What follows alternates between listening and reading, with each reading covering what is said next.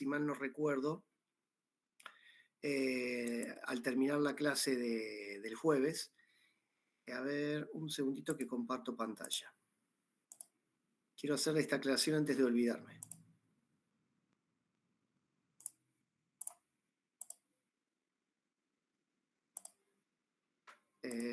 ¿Se acuerdan de la guía número 3 de isomería? Que habíamos estado resolviendo algunos problemas la clase del jueves. Hago una aclaración. Aquí en el inciso B, por ejemplo, y esto es válido también para el C, por ejemplo, en donde tenemos que ver si hay isomería, ¿sí? Habíamos hablado de que había isomería y un error, hago un error y por favor corríjanlo, que le habíamos dado la prioridad número 1 al carboxilo, ¿sí? Acuérdense que esas prioridades del carboxilo y todo eso eran cuando hablábamos de la nomenclatura. ¿Se acuerdan cuando nosotros decíamos, bueno, qué grupo va a ser más importante? ¿El grupo alcohólico, el grupo carboxilo, el grupo éter, el grupo amino, para poder nomenclar, ¿sí? Bueno, el carboxilo es el que mayor importancia tiene desde el punto de vista de la nomenclatura, ¿sí? Pero desde el punto de vista de la regla C y P sería de Kahn-Ingold-Prelog, que es cuando tenemos isomería geométrica, sería dos carbonos con doble enlace, y tenemos que ver de cada lado cuál es el sustituyente más importante para determinar si tenemos del mismo lado los sustituyentes o en formas opuestas para ver si es isómero Z o el isómero E. Bueno, aquí nosotros tenemos que ver carbono contra cloro, tenemos que comparar, ¿sí? Y de acuerdo a las reglas de Kahn-Ingold-Prelog, es por número atómico, el número Z. Nada que ver con la Z de la nomenclatura alemana. Entonces aquí, en este caso, ¿cómo sería el primer isómero? ¿Qué les parece? S. Sería como... Trans E. L. Sería el equivalente al trans, exactamente. O sea, frente al carbono, el cloro tiene prioridad, entonces le asignamos número 1 de prioridad acá y número 2 queda acá. Y del lado derecho, o sea, del doble enlace a la derecha, prioridad número 1 va a tener el metilo, pues carbono contra hidrógeno, y prioridad número 2 el hidrógeno. Ahora vemos después dónde quedaron las prioridades 1. Quedó acá la 1 y acá el 1. Quedaron en forma de lo que sería el equivalente al trans, que en la nomenclatura alemana, nomenclatura IUPAC, estaría quedando como el equivalente al isómero E. Perfecto, como lo dijeron. ¿Sí? Y entonces el otro, ¿cómo sería?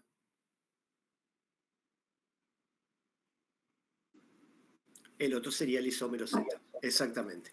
Por favor, aclárenlo, si lo tenían anotado en la guía o algo, por favor corríjanlo así queda de forma correcta y les pido disculpas por en realidad se nos mezcló, digamos, lo que era la importancia en cuanto a nomenclatura con la importancia en cuanto a asignar cuál sería el sustituyente más importante, que es el orden de Kahn-Ingold-Prelog. ¿Sí? Profe, entonces, o sea, solo tenemos que fijarnos en la primer molécula y no en el grupo, ¿sería? Nos tenemos que fijar exactamente en el primer átomo. Si hay empate, continuamos, ¿sí? Si hay empate, si acá en vez de cloro hubiese habido un carbono con, no sé, con un grupo OH, entonces seguimos, tenemos el oxígeno. Acá tenemos oxígeno, más oxígeno hubiésemos tenido. Entonces, acá sí hubiese ganado, por ejemplo, el carboxilo. O sea, pero como ustedes bien preguntan, es átomo a átomo. Si hay empate entre dos carbonos, después seguimos los que están unidos a ese carbono, hasta que podamos desempatar, siempre comparando números Z, o sea, número atómico.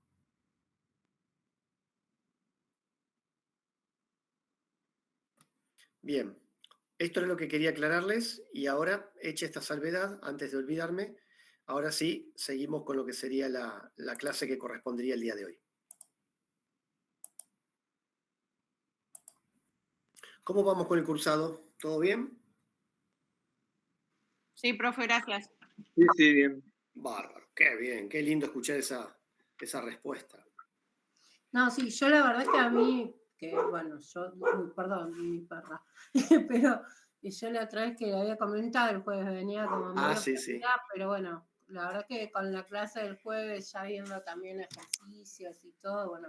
Me alegra. Vengo como un poquito más atrás por ahí, pero Está bien. allá con el jueves entendiendo bastante, entonces ya pudiendo repasar desde otro lugar también. Perfecto. Cuando entendés es como que esa teoría va tomando... Eso es importante, que vayan tratando de hacer el esfuerzo de entender y de llevar al día lo más que se pueda la materia, ¿sí? Sí. Obviamente se entiende que no es lo único que hacen química orgánica en toda la semana, pero bueno, se entiende que ustedes también están con otras actividades, cursando otras asignaturas, con trabajo, o sea, uno también tiene obviamente una vida.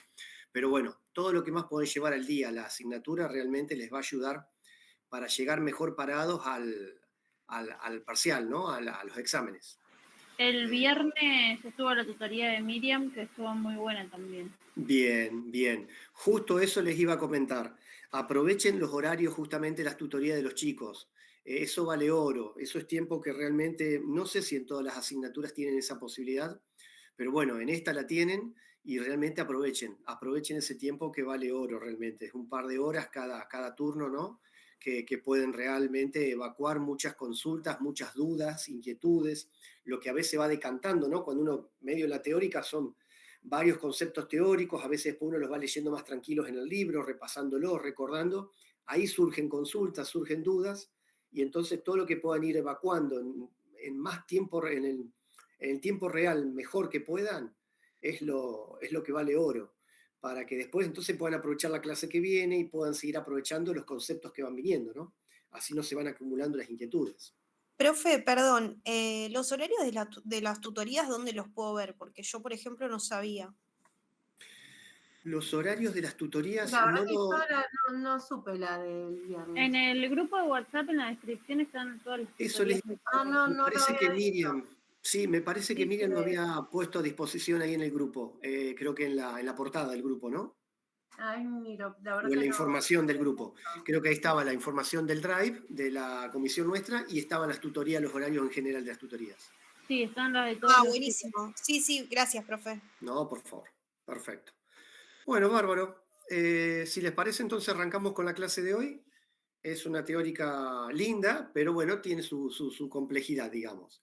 Aquí ya nos vamos a ir metiendo de a poco en reacciones, mecanismos de reacciones.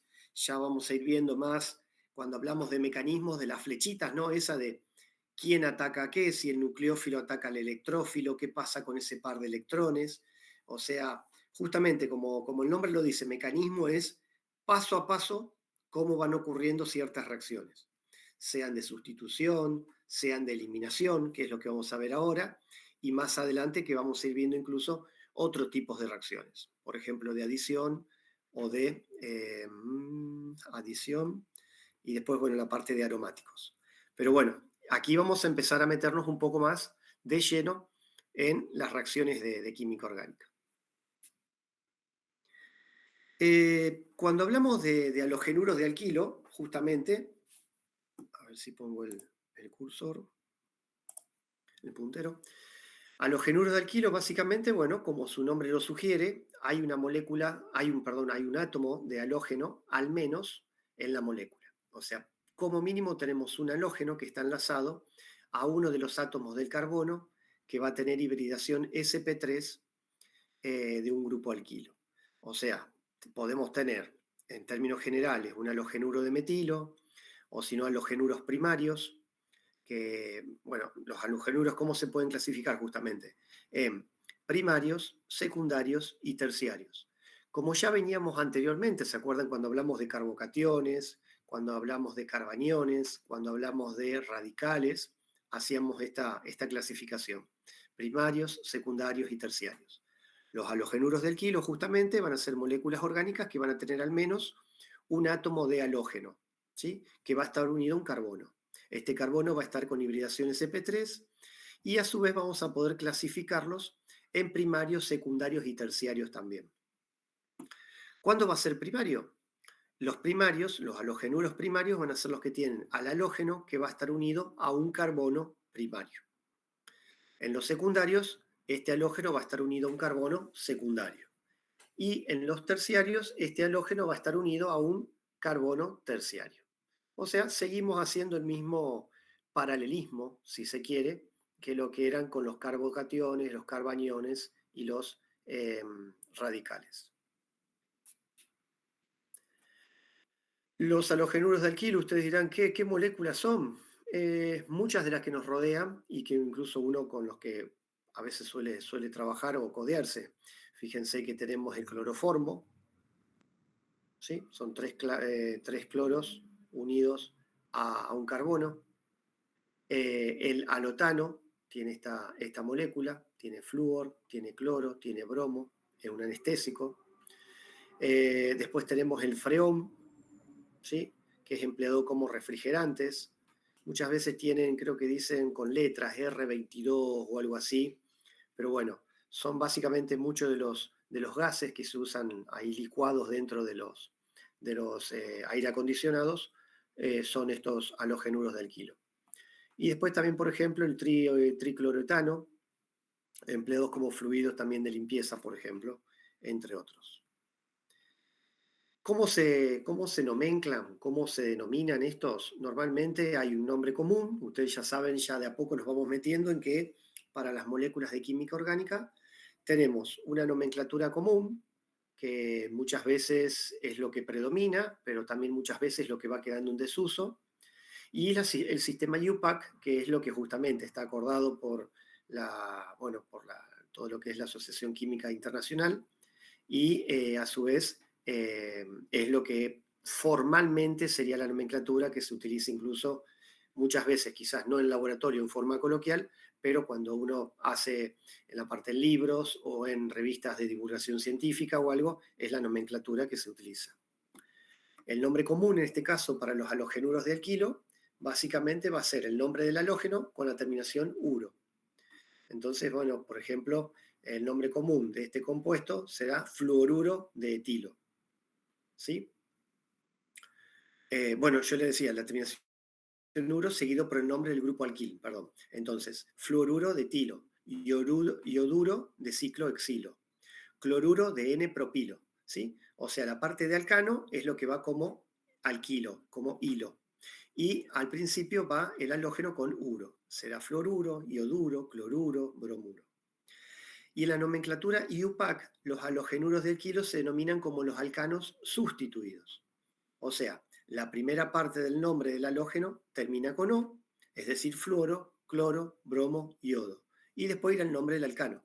Entonces tendremos fluoroetano, iodo, ciclohexano, 1-cloro, propano. Acá surge lo de la nomenclatura con el 1, porque para decir dónde está unido, pues si dijéramos solamente cloropropano, tenemos la posibilidad de que el cloro esté unido acá o esté unido acá. Si estuviese unido acá sería lo mismo que acá, ¿no? Que el 1 o el 3.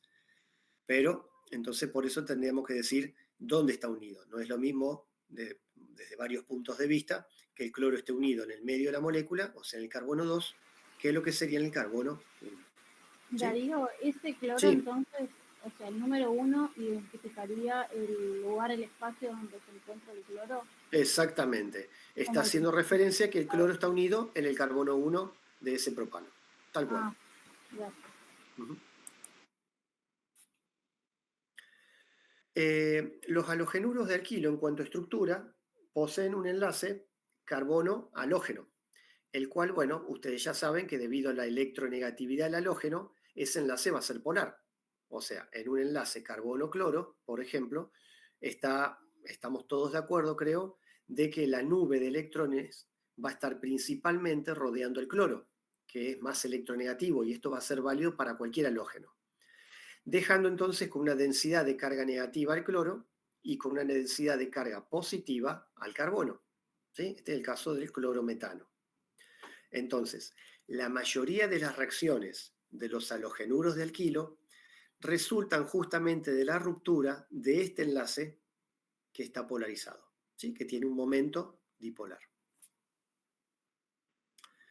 ¿Se acuerdan que el momento dipolar, bueno, se calculaba este segmento, digamos, se calculaba como mu igual a la diferencia de carga, este delta de carga, multiplicado por la distancia o por la distancia entre las cargas o la longitud del enlace, como se conoce. Y este momento dipolar, nosotros sabemos también que está afectado, se ve afectado por las electronegatividades de los halógenos, que la electronegatividad, ustedes creo que recuerdan, que el más electronegativo es el flúor, le sigue el cloro, le sigue el bromo, le sigue el yodo.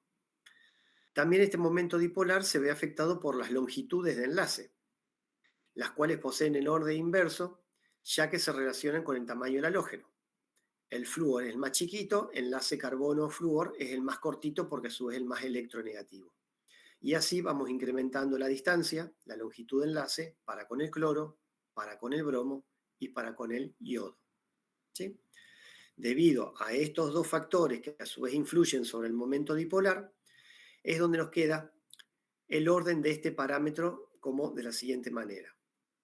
Teniendo en cuenta carbono-cloro con esta cantidad de momento dipolar, carbono-flúor con este momento de dipolar, el carbono-bromo con este y carbono-yodo con este valor. Esto eran dBi, si mal no recuerdo, la unidad en la que se miden los momentos dipolares. En cuanto a las propiedades físicas de los halogenuros de alquilo, por un lado tenemos el punto de ebullición, ¿sí?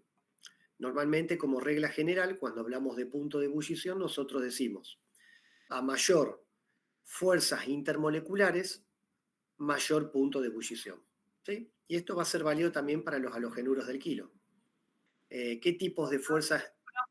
Entonces ahí, como cuando hablamos de London y demás, en lo que es estructura y más difícil de romper, acá sería lo mismo, el punto de ebullición en London sería más bajo, mientras que un dipolo-dipolo, un puente de hidrógeno, sería más difícil, digamos. Tendría un punto de ebullición más alto.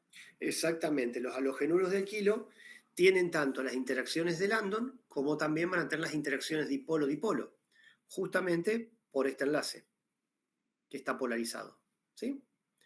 Entonces, vamos a tener estos dos tipos de interacciones. Las que mayor ocurren son las interacciones de Landon y las que afectan los puntos de ebullición, pero en menor medida, son las de dipolo-dipolo que también van a estar ocurriendo acá ya ahora, ¿sí? Antes en los alcanos solamente eran las de Landon, pero acá como metemos un átomo electronegativo, aparecen las dipolo-dipolo, ¿sí? Y entonces vamos a tener las mismas consideraciones en términos generales que ocurren con los alcanos que vimos en la clase pasada.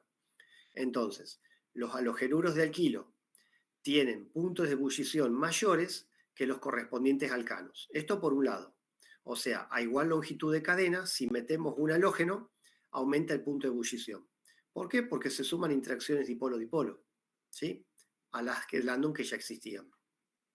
Por otro lado, en un halogenuro de alquilo determinado, si vamos incrementando su peso molecular, van a ir incrementándose la cantidad de interacciones de Landon, va a incrementarse entonces el peso, el punto de ebullición. Después, si agregamos ramificaciones, ahí habíamos dicho que bajaba el peso, el punto de ebullición en los compuestos más ramificados, porque el grado de empaquetamiento y por ende las interacciones de Landon eran menores. Y un mayor tamaño del halógeno aumenta el área superficial, aumenta la molécula, digamos, el tamaño de la molécula, y por ende también incrementa el punto de ebullición, ¿sí? Y acá tenemos un ejemplo, por ejemplo, con el fluoruro de etilo, el cloruro de etilo, el bromuro de etilo y el ioduro de etilo. Vamos incrementando el tamaño del halógeno y fíjense, el punto de ebullición pasa de menos 38 a 12, a 38, a 72 grados centígrados. ¿Sí? Esto es, siempre tenemos la misma cadena, que es el etilo, 2 carbonos, 2 carbonos, 2 carbonos, 2 carbonos, y le fuimos agregando halógenos cada vez más grandes. Molécula cada vez más grande, entonces más difícil romper esa trama, entramado, tejido de moléculas para poder lograr la ebullición. Profe, perdón, una consulta. Sí. Entonces, digamos, basándose, digamos, en esto último, los que van a tener, digamos, mayor punto de ebullición son, por ejemplo, los que tienen ese halógeno, digamos, más, con el número atómico más grande sería, Claro, los y ioduros. no, por ejemplo, pero por ejemplo, y no tiene que ver la electronegatividad ahí, tampoco. A Sí, eso sí. yo le iba a preguntar también, porque estaba viendo justo lo que dice el compañero, que a más electronegativo también mayor punto de Sí, lo que pasa es que hay un juego entre todo, digamos, hay un juego en general. Justamente, si mal no recuerdo, acá tenemos, fíjense, algunos datos. Capaz lo que sería, digamos, la pregunta sería, un fluoruro tendría más punto de ebullición que un bromuro, Sí, exactamente. porque A tiene ver, más no, no, para. electronegatividad. No, pero no tiene más electronegatividad, pero termina ganando el tamaño de la masa molecular. Ah, termina ganando el tamaño de la masa molecular. Sí. Ahí está, Fíjate ahora sí. fíjate un fluoruro de etilo, por ejemplo, es menos 38, ¿sí? Es más Claro, electronegativo, todo lo que querramos. O sea, claro. vamos a tener mayor momento dipolar, mayor dipolo, lo que sea. Pero aquí, por ejemplo, si lo comparamos con un átomo que es tanto más grande, que es el yoduro, no me acuerdo los pesos moleculares, pero es mucho más grande el yodo que el cloro, Sí. entonces termina ganando lo que es la molécula más pesada, digamos. Bueno, predomina lo que es el número atómico, o sea, la masa atómica sobre la electronegatividad. Exactamente. Ok, Es bárbaro. como el otro día hablábamos ¿se acuerdan de cuando tenemos el efecto de inducción o cuando tenemos estabilización por inducción o por resonancia? Bueno, el efecto de resonancia es más importante. Bueno, acá sería lo mismo. Sería el tamaño de la molécula y por ende que lo estaría aportando el halógeno en cuestión, termina predominando por encima de la densidad electrónica que pueda tener ese halógeno, por decirlo de alguna manera. ¿Sí? Y esto Ok, lo perfecto. vemos. Estamos. Iban a preguntar algo más, sí. Sí, que el yodo tiene, dice, 127 gramos y el cloruro 35,5. Claro, ¿y el flúor? Y el flúor 18, bueno, Claro, 19. abismal la cantidad de veces. Sí. Exactamente. Y fíjense entonces, bueno, miren, acá estaba en la tabla de la masa molecular, no me acordaba que estaban los pesos moleculares. Está bien, no es el número atómico, pero es la masa molecular. Fíjense, tenemos un fluoruro de metilo, 34 es la masa molecular, y si le ponemos yodo, 142, 4 veces más, casi 5 veces más. Y el punto de ebullición pasa de menos 78 a 42. ¿Sí? Y así podemos ir comparando a igual longitud de cadena qué pasa cuando vamos cambiando los halógenos. ¿Sí? O sea, hay un efecto simultáneo entre distintas variables, pero cuando van incluso en distintos sentidos uno y otro, hay alguna que termina predominando. En este caso, teniendo en cuenta el punto de ebullición, termina predominando el tamaño de la molécula que se genera, o sea, la masa molecular de la molécula. Si estamos hablando masas equivalentes, ahí podríamos estar hilando fino y poder entonces tener en cuenta si hay más o menos interacciones de dipolos, etcétera, etcétera.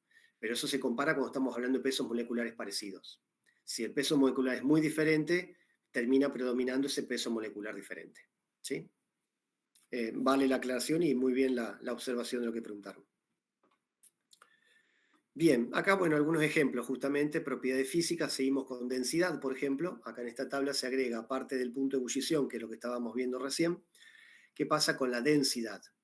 Normalmente, los cloruros y los fluoruros de alquilo suelen ser menos densos que el agua. O sea, si estamos hablando menos densos que el agua, estaríamos hablando que quedan, ¿dónde? ¿Arriba o abajo? Si estamos Arriba. Abajo. arriba. Menos densos, menos densos. Si Arriba, el agua. centrifugamos, quedan arriba, exactamente. Si centrifugamos, quedan arriba, exactamente. Algo que es más denso que el agua se va al fondo, se hunde. ¿Sí? Entonces, los dicloruros, por ejemplo, si metemos 2 cloros en la molécula, o ya bromuros y ioduros, que son más pesados, ¿sí? Van a hacer que justamente sean más densos que el agua, y si los colocamos en un tubo con agua, van a quedar en el fondo. Ahí sí quedan en el fondo. claro. Exactamente, ahí se hundirían y quedarían en el fondo. Acuérdense esto, de menos densos que quedan arriba, acuérdense el ejemplo de los lípidos, de las grasas.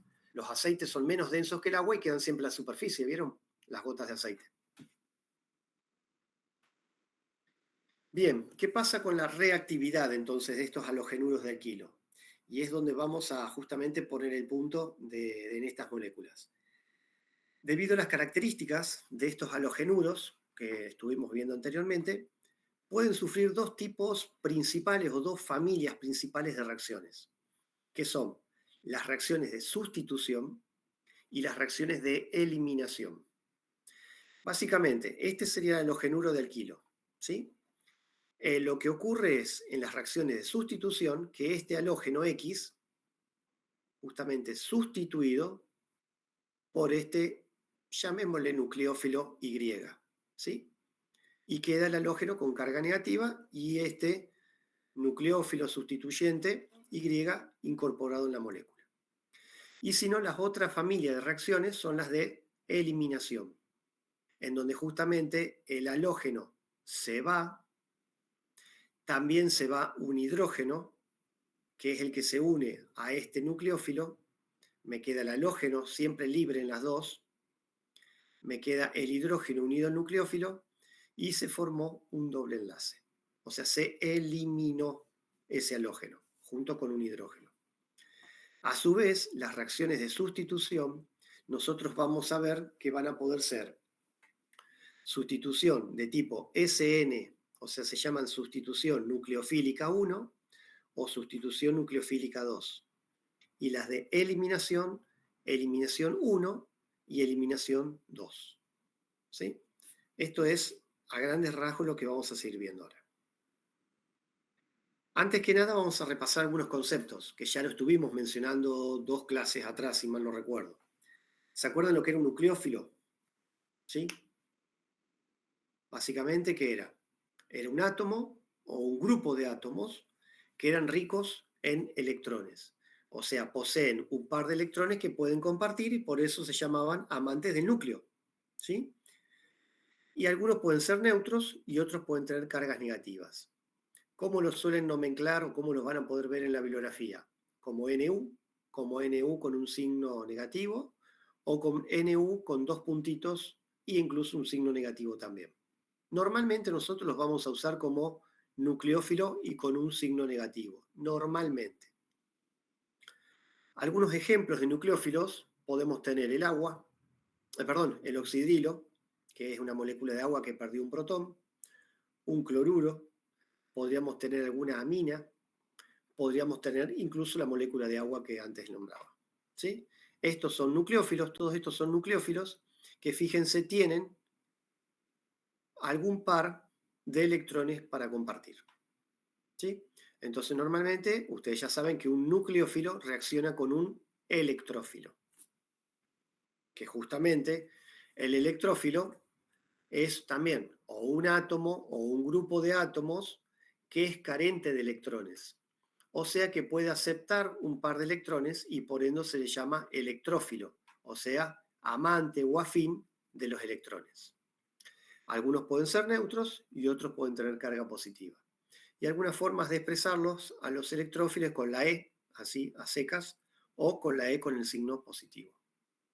Ejemplos de electrófilos más comunes podemos tener los protones, típico, o por ejemplo podemos tener alguna molécula orgánica con carga positiva, que esto sería un carbocatión. Los electrófilos, como ustedes saben, entonces pueden aceptar un par de electrones. Vamos a empezar a nombrar ahora también grupo saliente, ¿sí? Creo que también lo hemos nombrado previamente. Básicamente el grupo saliente es el que tiene la misión, o justamente el objeto, la función de abandonar el sustrato. Los mejores grupos salientes normalmente son los menos básicos, por lo cual al ser menos básicos se enlazan más débilmente o menos fuertemente al carbono. ¿Sí? Típicos casos, ya lo vamos a ver más adelante incluso, el ion tosilato, que tiene esta estructura bastante compleja, pero normalmente le ponemos TS y con el signo del O negativo y con la letra O negativo, o sea, se lo suele abreviar así, ion tosilato, TSO. tiene esta estructura. Este es un excelente grupo saliente, ¿sí? Es una base muy débil. Y sino también el ion mesilato, que tiene una función muy parecida. Normalmente, cuando hay un mejor grupo saliente, el mejor grupo saliente lo que hace es generar la reacción más rápida, ¿sí? O sea, cuanto mejor saliente es un grupo, más rápida es la reacción que vamos a ver en cuestión, ¿sí? Aquí, por ejemplo, tenemos si una molécula de carbono tiene un ion tosilato, en presencia de una reacción con un oxidrilo, el oxidrilo fácilmente lo va a desplazar, lo va a sustituir y el tosilato va a salir fácilmente. Esto es una reacción sumamente rápida, más rápida incluso que si tenemos, por ejemplo, bromo o algún otro halógeno que fuera reemplazado por el oxidrilo, ¿sí?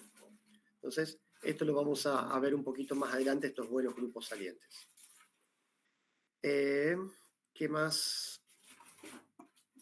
Bueno, por regla general, ¿cuándo puede ser un grupo saliente bueno? Ustedes podrían decir. Básicamente va a ser aquel que sea capaz de acomodar su elevada densidad electrónica en su molécula. Entonces fíjense que aquí vamos a tener la posibilidad de estabilización por resonancia, en este otro también el mesilato, y esto va a hacer que sea muy estable, o sea, pueda acomodar muy bien la carga negativa, y por ende eso hace que al ser tan estable, solito, digamos, hace que sea entonces buen grupo saliente y por ende acelera la reacción.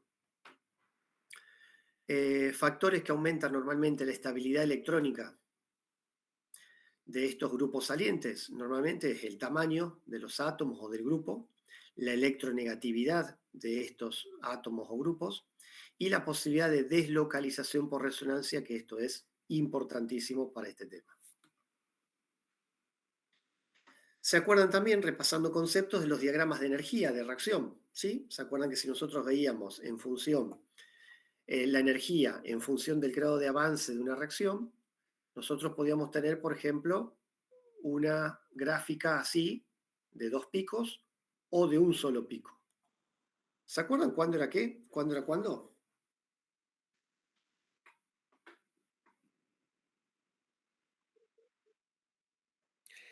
En este caso, no, lo de si es endotérmica o exotérmica es en función del estado inicial y del estado final de los productos energéticos.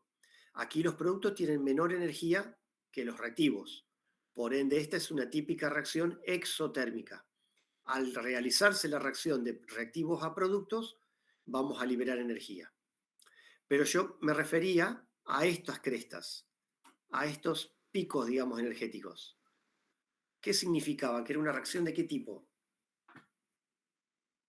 ¿Por qué tenía este valle y por qué no era únicamente así, para arriba? Porque tenía intermediarios. Exactamente. Este tipo de gráfica, que tiene dos crestas, por decirlo de alguna manera, y un valle, es porque tiene un intermediario. Exactamente. Las otras reacciones que solamente tienen un salto energético solamente, una valla energética solamente, son las que no tienen intermediarios de reacción. Exactamente. Este valle corresponde a un intermediario de reacción. Aquí es la parte de reactivos, aquí es la parte de productos. Y estos son los estados de transición. Normalmente las que tienen un solo salto tienen un solo estado de transición. Las que tienen intermediarios de reacción tienen 2 saltos de reacción. Normalmente el primer salto de reacción es el más alto y es el limitante para la velocidad de la reacción global.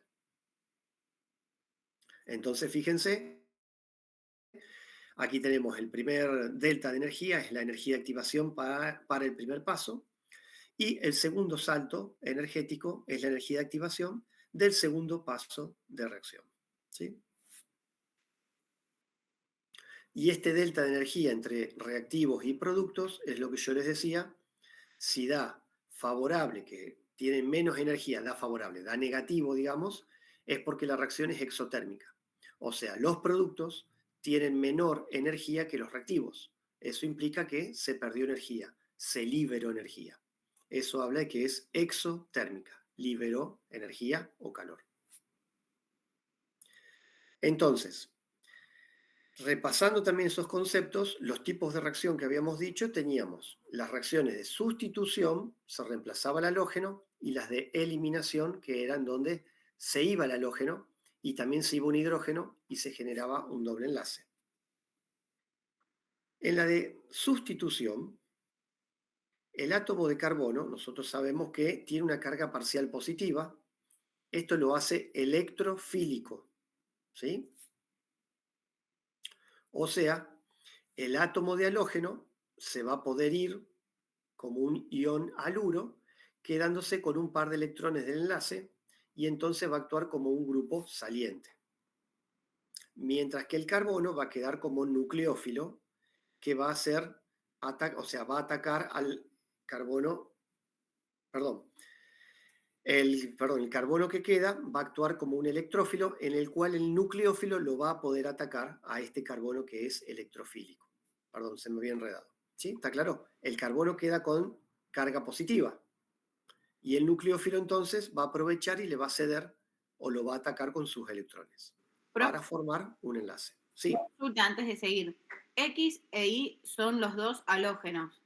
No. X sí es el halógeno. Okay. Y es un nucleófilo, cualquiera. Cualquiera, listo, gracias. Sí. Entonces vamos a ir viendo. En la reacción de sustitución tenemos, fíjense, el nucleófilo, que no necesariamente va a ser otro halógeno, habíamos dicho puede ser cualquier átomo o grupo de átomos que tiene electrones para compartir, va a reaccionar con el sustrato, que va a ser el halogenuro de alquilo, este X sí es el halógeno, para unirse al carbono y se libera el halógeno, el grupo saliente. O sea, esto es lo que ocurre normalmente en una reacción de sustitución, en donde el nucleófilo reemplaza a esta X que es el halógeno. ¿Sí? Entonces tenemos nucleófilo, sustrato, genera el producto y el grupo saliente.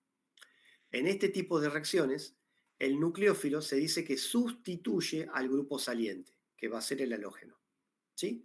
Y esto puede ocurrir, en términos generales, de dos maneras. Una sustitución nucleofílica bimolecular o una sustitución nucleofílica unimolecular. Vamos a ver ahora la bimolecular. Como su nombre lo dice, una reacción denominada SN2 o sustitución nucleofílica 2 es un tipo de sustitución que sufren normalmente los halogenuros del alquilo y que tiene estas características. Fíjense, por ejemplo, si tenemos un hidróxido como nucleófilo, va a atacar, por ejemplo, el iodo metano, uniéndose el oxidrilo al carbono y liberándose ioduro como grupo saliente. Esta sería la reacción. Oxidrilo más iodo metano, que queda metanol más ioduro. ¿Sí? ¿Cuál sería el mecanismo? Básicamente el mecanismo es donde empezamos con las flechitas de cómo quién ataca a qué. Entonces tenemos que en el mecanismo, el nucleófilo, que es el oxidrilo, ataca al carbono electrofílico, que es el del que está unido al yodo, por la parte de atrás o por la parte opuesta a donde está unido el yodo, opuesta al grupo saliente. Se genera un estado de transición en donde el oxidrilo se está uniendo al carbono, que tiene carga positiva o delta de carga positiva, y el yodo sigue aún unido, pero se está empezando a liberar de la unión con el carbono. En el estado de transición tenemos que está unido el yodo aún y está unido el oxidrilo también. Este es un estado de transición.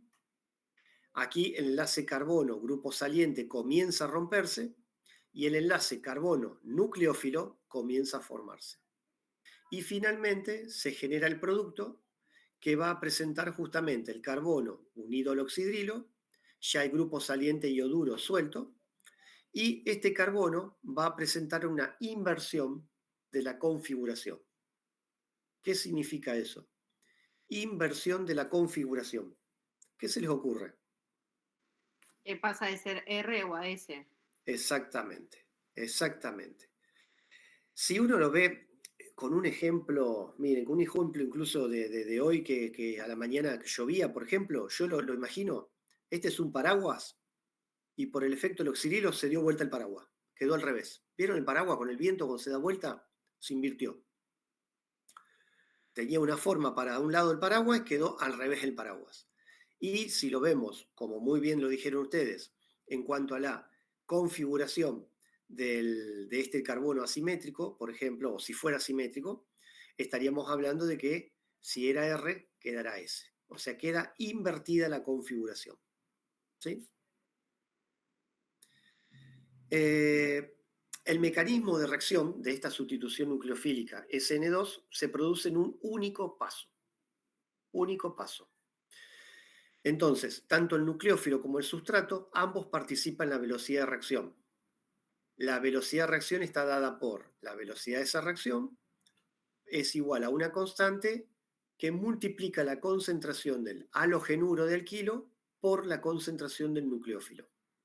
O sea, justamente, dijimos, es un sistema bimolecular, la velocidad de reacción es de orden 2. ¿Sí? Depende de la concentración tanto del halogenuro como del nucleófilo. No hay intermediarios que se formen, entonces, justamente en un diagrama de energía, en función de la coordenada o grado de avance de reacción, vamos a tener un único salto energético y directamente el estado energético final de los productos. Este es el estado de transición, que no es un intermediario. Acuérdense, un intermediario normalmente tiene una vida muy cortita, pero podría llegar a aislarse si hace falta. Un estado de transición es prácticamente teórico, ¿sí? No lo podríamos aislar. Entonces, el estado de transición es este, en donde el carbono todavía no se terminó de romper el enlace con el yodo y se está formando el enlace con el oxidrilo o con el nucleófilo. ¿Qué significa que la velocidad esté en función justamente de ambos, del halogenuro, de la concentración de halogenuro y de la concentración de nucleófilo? Significa que si se aumenta la concentración de halogenuro o del nucleófilo, va a aumentar también la velocidad de reacción en forma proporcional. Es decir, duplico la concentración de halogenuro, la velocidad se duplica. Triplico la concentración de nucleófilo, la velocidad se triplica también. ¿Sí? O sea, la velocidad es lo que yo les decía, es de segundo orden, global, y de primer orden para cada uno de los reactivos. De primer orden para con esta, de primer orden para con esta, y en global, globalmente hablando, es una reacción de segundo orden en cuanto a la cinética. Cuanto más fuerte normalmente es el electrófilo, cuanto más fuerte es el nucleófilo que se utiliza en este tipo de reacciones, va a ser más rápida la reacción, ya que el ataque va a ser más favorecido, va a estar más favorecido, ¿sí? Acuérdense que yo tengo que tener este ataque. Cuanto más fuerte sea este compuesto, este nucleófilo, más rápido va a ser la reacción en general. ¿Quiénes son nucleófilos fuertes? Nucleófilos fuertes, ustedes van a poder ver en bibliografía, van a ser normalmente una especie que tenga carga negativa, ¿sí? Va a ser siempre más fuerte que una especie que tenga una especie similar que no tenga carga o que tenga carga neutra, ¿sí? Entonces, normalmente un nucleófilo fuerte va a ser aquel que normalmente tenga carga negativa, ¿sí? Normalmente. Pero también puede haber otras excepciones, puede haber otros compuestos. Pero en la mayoría de los casos, los que tengan carga negativa son los que vamos a considerar como nucleófilos fuertes. Fíjense, aquí tiene algunos ejemplos de nucleófilos fuertes. Bueno, estructura del sulfidrilo con carga negativa, ioduro. Aquí tenemos, este sería una amina. Aquí tenemos un grupo ciano. Aquí tenemos una amina terciaria. Esta es una amina secundaria. Aquí tenemos oxidrilo. Acá tenemos, por ejemplo, un alcóxido, metóxido, en este caso. Después, nucleófilos moderados, estaríamos hablando algunos otros halógenos, el bromo, bromuro, mejor dicho, cloruro, el amoníaco, que ya es neutro, o sea, es básico, pero neutro en cuanto a carga, la molécula. Y neutrófilos débiles, por ejemplo, ya estaríamos viniendo a la molécula de agua, a un alcohol, fluoruro, por ejemplo, y algún por ejemplo, algún grupo ácido, la base, digamos, de un alcohol, por ejemplo, de un grupo ácido, perdón. En este caso sería acetato. Entonces, nucleófilo fuerte normalmente con cargas, los moderados normalmente ya estamos disminuyendo la carga o no tan electronegativos, y nucleófilos débiles normalmente no tienen cargas muy marcadas. Normalmente como nucleófilos débiles ustedes vamos a usar normalmente nosotros alcoholes o agua.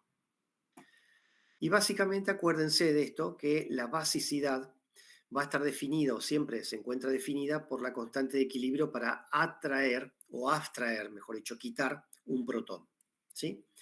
Mientras que la nucleofilia es la rapidez de ataque a un átomo de carbono que va a ser electrofílico, o sea, deficiente de electrones. Entonces, por ello, normalmente el concepto de nucleófilo se utiliza más relacionado con la cinética, ¿sí? Más que el concepto de basicidad. Pero bueno, eso es a nivel teórico, meramente teórico. Fíjense, acá tenemos algunos ejemplos. Si nosotros tenemos el típico caso en donde un nucleófilo reacciona con un halogenuro de alquilo para dar justamente una reacción de sustitución nucleofílica SN2, tenemos algunos ejemplos. Si el nucleófilo es, por ejemplo, el ioduro, bueno, el oxidrilo, el alcóxido, etcétera, el sulfidrilo, vamos teniendo qué es lo que nos va a quedar, qué tipo de producto nos va a quedar. Esto en términos generales para que puedan verlo y leerlo nada más, pero a modo de información anexa. Acá vamos a ver ahora, esto es importante, el efecto del disolvente en esta nucleofilia y por ende en qué pasa con la reacción de sustitución nucleofílica SN2. Normalmente en este tipo de reacciones es muy importante el solvente. Por un lado, fíjense que el solvente debe ser capaz de solubilizar a los reactivos, pero a su vez, por otro lado, también tiene que permitir que reaccionen los reactivos. O sea, no solo solubilizarlos, sino también tiene que no bloquearlos, no inhabilitarlos para que reaccionen, ¿sí? Entonces, medio un juego de roles. Solubilizarlo, pero dejarlo reactivo también. Nosotros, bueno, ustedes ya vimos en la primera clase, si mal no recuerdo, los tipos de solventes que teníamos, los próticos, los aprócticos, o sea, podíamos hablar de solventes polares, no polares normalmente. Los más utilizados en las reacciones de sustitución nucleofílica SN2 son los solventes polares apróticos. ¿Qué serían apróticos? No tienen hidrógeno, o sea, no va a haber uniones OH o no va a haber uniones NH.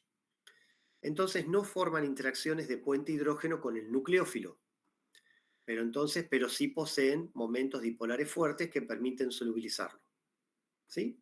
O sea, ¿qué hacen los solventes polares apróticos? Al tener momentos dipolares, solubilizan los nucleófilos, pero como no tienen puentes hidrógenos, no los bloquean, no los inhabilitan, no los debilitan desde el punto de vista de reacción o de ser reactivos a los nucleófilos. Algunos ejemplos de solventes polares apróticos tenemos, por ejemplo, el acetonitrilo, la acetona, el dimetilsulfóxido, dimetilformamida, y bueno, este es menos, lo usamos todavía, el hexametilfosforotriamida. La verdad que no recuerdo haberlo visto en algún ejemplo en la asignatura.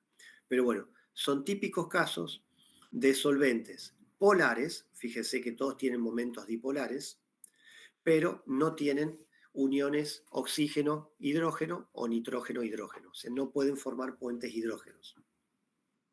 Y estos son los solventes que favorecen o los más utilizados en este tipo de reacción de sustitución nucleofílica.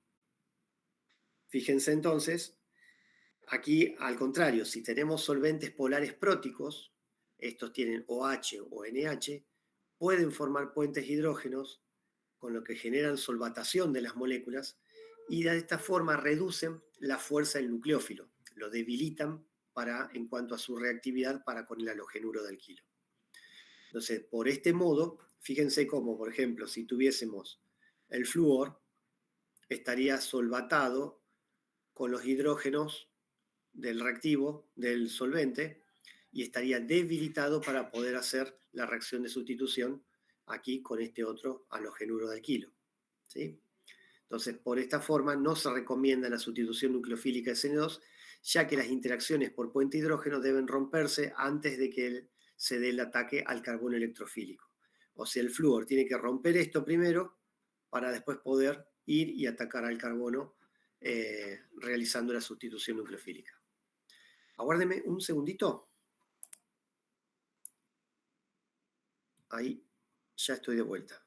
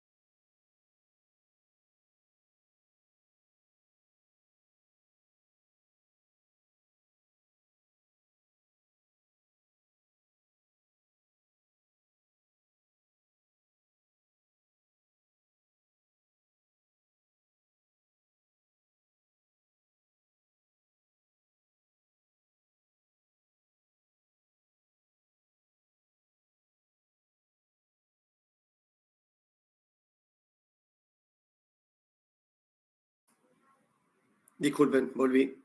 Tenía que ausentarme un segundito.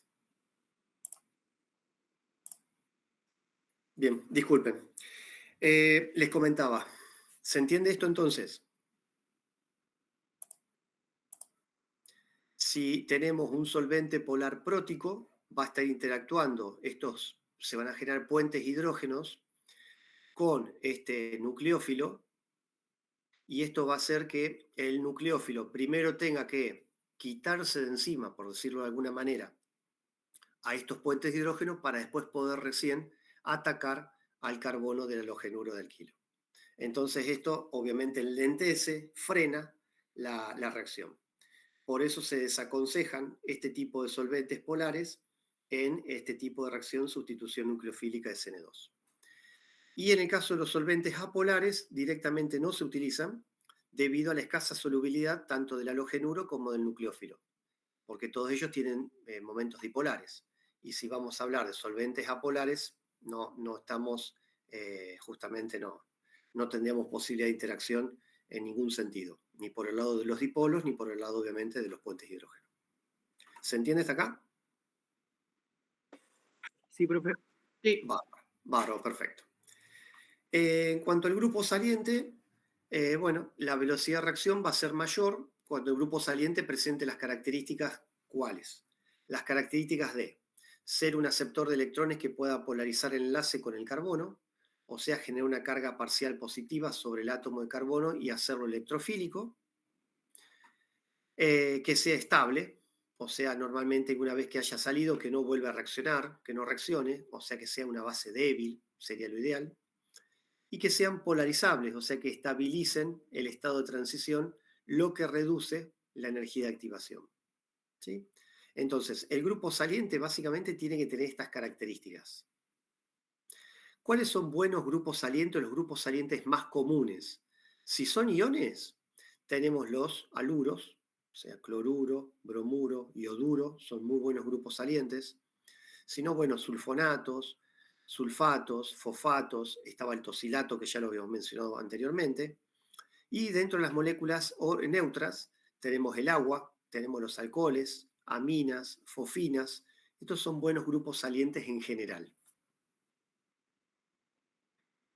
Desde el punto de vista, nosotros habíamos dicho que el nucleófilo ataca al carbono del lado opuesto de donde está el halógeno que se va a ir, ¿sí? Entonces hay un efecto estérico. ¿Qué significa el efecto estérico? fíjense que el nucleófilo realiza el ataque, o sea, al carbono electrofílico, por la parte de atrás, por decirlo de alguna manera, si este es el halógeno, por la parte opuesta de donde está el grupo saliente. Por ello, cuanto menos impedido estéricamente esté ese carbono, más fácil y por ende más rápido va a ser dicho ataque y la velocidad de reacción. ¿Sí? Entonces, si tenemos un carbono que a su vez solo está unido con otro carbono, un oxidrilo, por ejemplo, podría atacar de forma relativamente fácil para que reemplazar o sustituir a este bromo que se va a ir. Pero si ya este carbono está unido a su vez a otros dos carbonos, ¿sí? Aquí falta, bueno, otro carbono, estaría acá arriba el otro carbono. Entonces acá ya estamos, sería un carbono secundario, ya estaríamos hablando que es más difícil todavía. Fíjense, acá tendríamos un metilo, otro metilo, ya queda menos espacio. Fíjense que cada vez es menos el carbono. Y si tuviésemos un carbono terciario, acuérdense acá habría un metilo, otro metilo, para que se realice el ataque nucleofílico, ya prácticamente es impedido, está imposible. Fíjense, el ataque de SN2 en un haluro de alquilo primario sencillo no está impedido. El ataque en un haluro de alquilo secundario está impedido, ya está bastante impedido. Y un ataque de un haluro de alquilo terciario es imposible. Ya fíjense que no hay forma de que se pueda encontrar, ya no se lo ve, por decirlo de alguna manera, a ese carbono que está unido al halógeno. O sea, este es el efecto de estérico en un halogenuro. De esta manera, fíjense que la velocidad de reacción en la sustitución nucleofílica SN2 va a depender entonces del tipo de halogenuro de alquilo que estemos hablando. O sea, teniendo en cuenta que el nucleófilo tiene que interaccionar con el lóbulo opuesto, o sea, el lóbulo posterior de ese orbital sp3 del carbono que está enlazado con el halógeno, nosotros podríamos decir que la mayor velocidad de reacción, velocidad relativa de reacción, SN2, la van a tener, por ejemplo, primero los halogenuros de metilo, después los halogenuros primarios, después los halogenuros secundarios y muy en cuarto lugar, prácticamente impedido o imposible, los terciarios. Es más, en halogenuros terciarios, ya vamos a ver después, que prácticamente se descarta la posibilidad de sustitución nucleofílica SN2.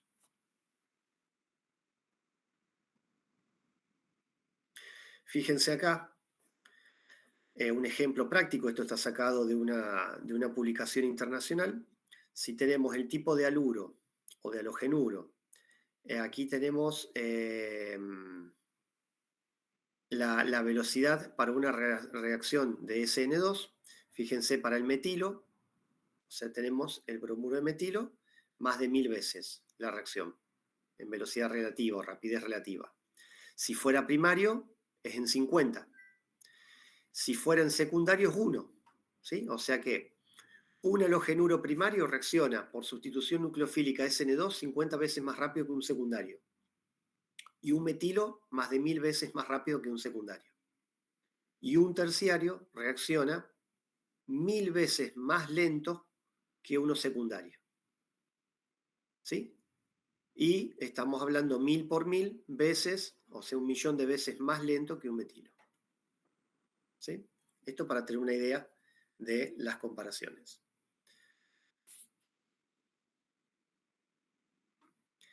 En cuanto a la estereoquímica, como bien dijeron ustedes, lo que hay es una inversión de este carbono, hay una inversión de la configuración del carbono en cuestión. Como el nucleófilo ataca por la parte opuesta o la parte posterior al enlace carbono-halógeno, provoca entonces una inversión de la configuración del carbono que lo que hace es pone al revés al tetraedro. Es lo que yo les decía, el ejemplo como que se da vuelta el paraguas. Ese sería el ejemplo más clásico, el de la sombrilla o paraguas que ustedes quieran ver, que es sorprendida por el viento y se invierte. ¿Sí? Entonces acá tenemos el nucleófilo, lo que hace es un ataque dorsal o posterior sobre el orbital molecular antienlazante carbono-bromo, hay un estado de transición, como ya lo vimos previamente, y finalmente queda este oxidrilo unido por enlace sigma con el carbono, y el bromo que se retiró como un grupo saliente, dejando libre este orbital, en este caso ahora como antienlazante. Y fíjense que antes el tetraedro estaba en un sentido, y ahora el tetraedro quedó en el sentido opuesto. Ocurrió lo que se conoce como una inversión, ¿sí? Que es conocida también como la inversión de Walden, o Walden, no sé cómo lo quieran pronunciar. Si este carbono del halogenuro fuera quiral, que es lo que decíamos anteriormente, luego de la inversión de esa configuración va a pasar a ser su isómero. O sea, como ustedes muy bien me habían dicho, si tenemos una configuración S para este carbono, en este ejemplo, por ejemplo, en el S2 bromobutano, luego de una sustitución nucleofílica SN2 y de este intermediario, lo que nos queda es el R, en vez de S ahora nos queda R2 butanol. Se fue el bromo, entró el grupo alcohol y nos quedó como R el carbono simétrico que antes era S. ¿Sí? Entonces era un halogenuro de alquilo secundario, configuración S, un nucleófilo fuerte que ataca, que es el oxidrilo, el grupo saliente es el bromo. Bueno, aquí hay una geometría bipiramidal trigonal entre el nucleófilo y el grupo saliente. Aquí lo que nosotros tenemos es, hay un ángulo de 180 grados entre ambos, entre el saliente y el entrante. Y finalmente entonces nos queda un halogenuro de alquilo secundario, ¿sí? Con configuración, bueno, en este caso aquí sería, más que un halogenuro de alquilo, nos quedaría un alcohol, ¿sí? Nos queda configuración R, el nucleófilo queda unido, y el grupo saliente aquí, en este caso, sería este bromo que antes estaba unido, que quedó como la forma de bromuro. A modo de resumen, entonces, en la sustitución nucleofílica de SN2, podemos decir que el nucleófilo debe ser fuerte. Los sustratos reaccionan mejor. Primero los haluros de metilo, después los primarios y después los secundarios. Los terciarios prácticamente los descartamos, consideramos que no reaccionan en una SN2 por impedimento estérico. El disolvente tiene que ser un polar, pero aprótico, para que no interfiera. El grupo saliente tiene que ser un buen grupo saliente. La cinética de reacción es una cinética de segundo orden, en donde la velocidad es igual o es proporcional a la concentración del halogenuro de alquilo y la concentración del nucleófilo. La estereoquímica sufre una inversión completa y no hay transposiciones. ¿Se acuerdan lo que eran las transposiciones?